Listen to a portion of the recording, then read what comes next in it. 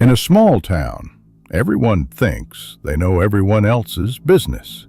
On Willow Street, they thought they knew Clara Mercer, the devoted wife, the tireless volunteer, the grieving widow. But Daniel Mercer's death was not the end of a love story. It was the start of a puzzle that would take 3 years to solve, and the answer was more horrifying than anyone imagined.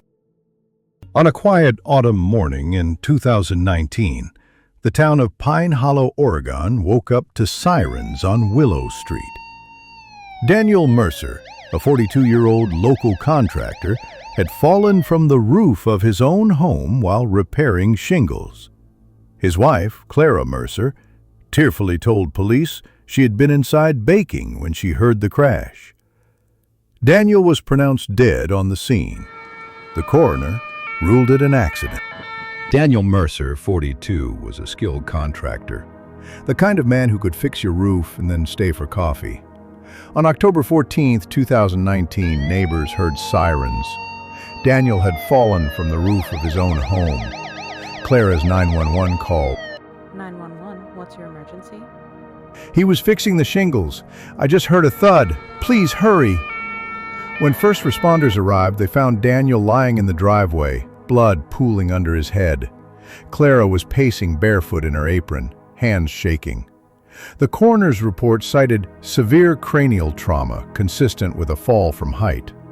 With no signs of forced entry, and Clara's story matching the physical evidence, police closed the case. The funeral was standing room only. Clara wore a simple black dress and a lace veil. She delivered a eulogy that left half the room in tears. In the months that followed, she became the face of resilience in Pine Hollow. She hosted a widows' support group at the community center, baked pies for fundraisers, planted a memorial garden for Daniel. Her public image was flawless. Privately, she sold Daniel's truck, renovated the house, and seemed lighter. 3 years later, in 2022, Daniel's younger sister, Emily, was cleaning out their late mother's attic.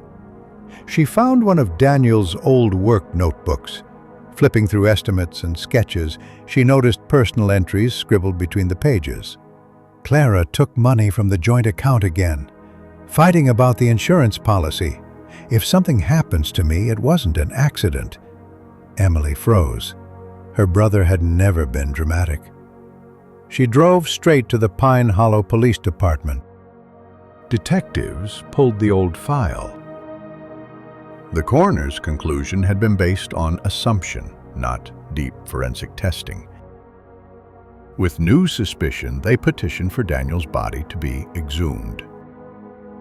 What they found was chilling. Skull fractures that didn't match a single impact fall. Instead, there were multiple points of trauma, consistent with being struck several times. Hair samples showing high levels of sedatives over weeks before his death.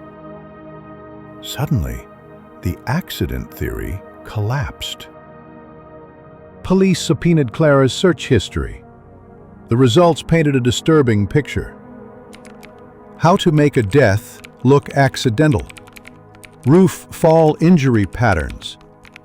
Best sedatives without prescription.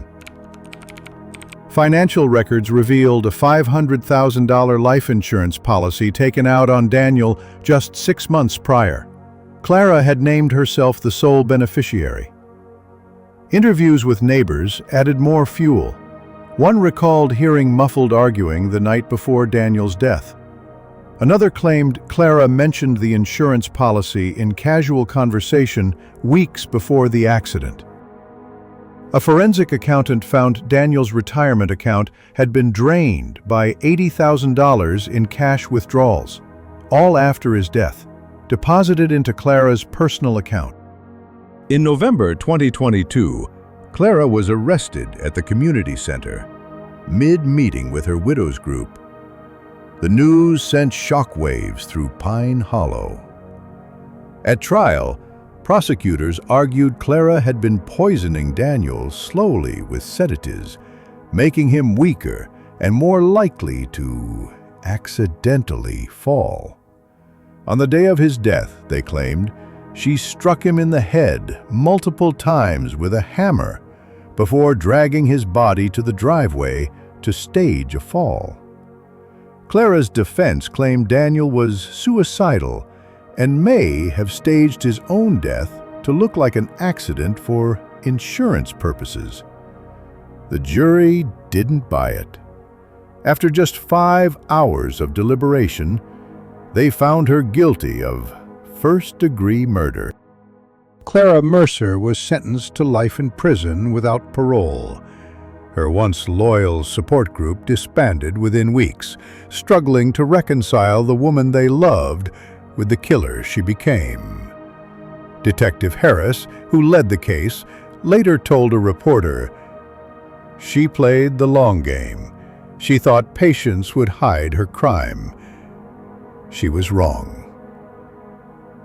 The memorial garden Clara planted still blooms every spring on Willow Street, a haunting reminder that even in the prettiest places, the darkest secrets can grow.